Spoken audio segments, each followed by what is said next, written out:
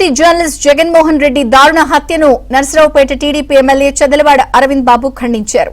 YCP హయాంలో గత 5 ఏళ్లలో మీడియాపై అనేక దాడులు జరిగాయన్నారు.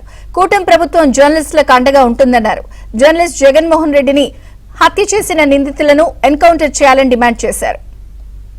5 ఏళ్లలో విలేకరుల మీద ఎన్నో దాడులు జరిగినాయి. ఏబిఎన్ ఛానల్ మీద, వాళ్ళ ఆఫీసుల మీద దాడులు జరిగినాయి. వాళ్ళ ఛానల్ని మూసేయడం జరిగింది.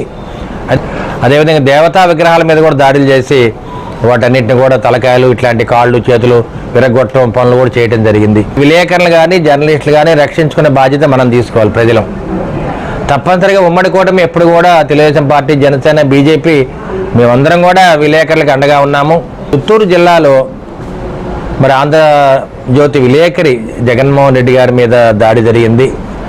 అత్యంత కిరాతకంగా దాడి చేసి అతన్ని చంపడం జరిగింది. చేయటం మరి దుర్మార్గంగా, కిరాతకంగా అతన్ని హత్య చేయటం అనేది నిజంగా ఈ సభ్య సమాజం అంతా కూడా సిగ్గుతో తలవంచుకోవాలి. వీరి మీద దాడులు చేయటం అనేది మేము తీవ్రంగా ఖండిస్తున్నాము. తెలుగుదేశం పార్టీ తరఫున ఇటువంటి కిరాతకుల్ని ఎమ్మటి ఎన్కౌంటర్ చేయాలని చెప్పి నేను మీడియా ముఖంగా తెలియజేస్తున్నాను.